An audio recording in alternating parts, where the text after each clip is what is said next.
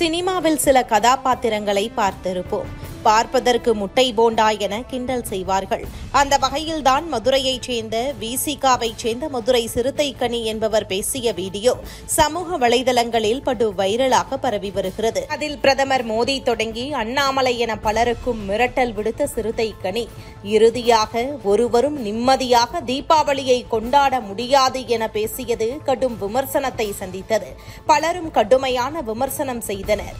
ஏன் மதுரையைச் சேர்ந்த திமுக நிர்வாகிகள் பலரே என்ன விசிகாவினர் இப்படி இறங்கி விட்டார்கள், இவர்களால் வரும் தேர்தலில் மதுரையில் வாக்கு வருவது நடக்காது போலேயே என கடுமையான வேதனையை கட்சி தலைமையிடம் வெளிப்படுத்தியும் இருந்தனர். இந்த சூழலில்தான் திருமாவளவன் கட்சியினர் வழக்கறிஞரை தாக்கியது, பத்திரிகையாளர்களை மிரட்டியது என ஒவ்வொன்றாக கடந்து இப்போது பிரதமர் மோடிக்கே கொலை மிரட்டல் விடுத்த சம்பவம் ஒட்டுமொத்த தமிழகத்தையும் அதிர்ச்சியில் ஆழ்த்தியிருக்கிறது. இந்த சம்பவம் குறித்து உளவுத்துறையைச் சேர்ந்த மூத்த அதிகாரிகள் முதல்வர் ஸ்டாலினிடம் எச்சரிக்கை கொடுத்திருக்கிறார்கள்.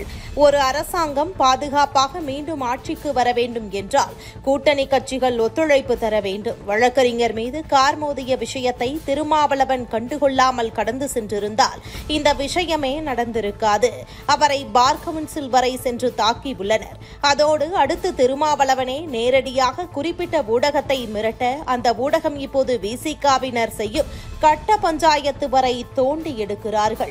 அது ஒருபுறம் என்றால் இந்துக்கள் கொண்டாடும் தீபாவளி பண்டிகையை விசிகாவினர் கொண்டாட விடமாட்டோம் என மிரட்டல் விடுப்பது மட்டுமல்லாமல் நாட்டின் பிரதமரை நடமாட விடமாட்டோம் என மிரட்டியது தமிழகத்தில் மக்களுக்கு பாதுகாப்பு மீது பயத்தை உருவாக்கியிருக்கிறது. இதே நிலை சென்றால் பீகாரில் லல்லு பிரசாத் யாதவுக்கு என்ன நடந்ததோ அதுதான் திமுகவிற்கு என தெளிவாக கூறியிருப்பதாகவும் கூறப்படுகிறது. இந்த நிலையில் திருமாவளவன் மீதும் அவரது கட்சியினர் மீதும் கடுமையான அதிருப்தியில் முதல்வர் இருப்பதாகவும் சொல்லப்படுகிறது. இந்த சூழலில் அண்ணாமலை தொடங்கி பிரதமர் உள்ளிட்ட பாஜகவினருக்கு மிரட்டல் விடுத்த முட்டை போண்டாவை போலீசார் சிறப்பாக கவனிக்க வாய்ப்பிருப்பதாக வெளிவந்த தகவலால் 4 கால் பாய்ச்சலில் தலைமறைவாக இருக்கிறதாம் சிறுத்தைக்கனி.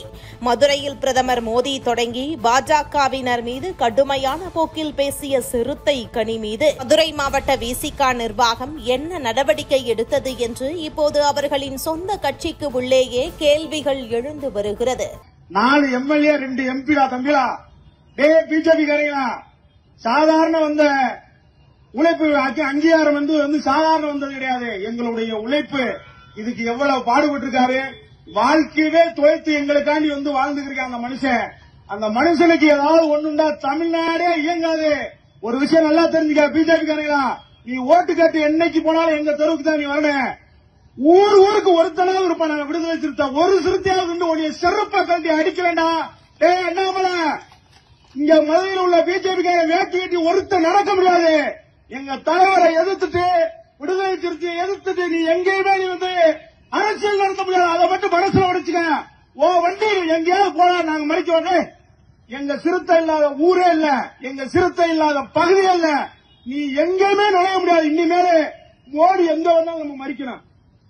மோடி கார எங்க வந்தாலும் மதிக்கணும். அப்பதான் அவனோட அருமை தெரியும். அவன் சொல்றேன் ஈஸியா சொல்றான். உங்க தலைவருக்கு எதுக்கு இசட் பிரிவு பாதுகாப்பு? முட்டா பல்லுடா, இந்த மக்களை பாதுகாக்கணும். நீங்க எவ்வளவு சுதந்திரமா இந்த தீபாவளியை கொண்டாடணும்னு சொன்னா எங்கள் தலைவர் சுதந்திரமாக இருக்கணும். அப்பதான் நீ ஊராவது தீபாவளி கொண்டாட முடியும்.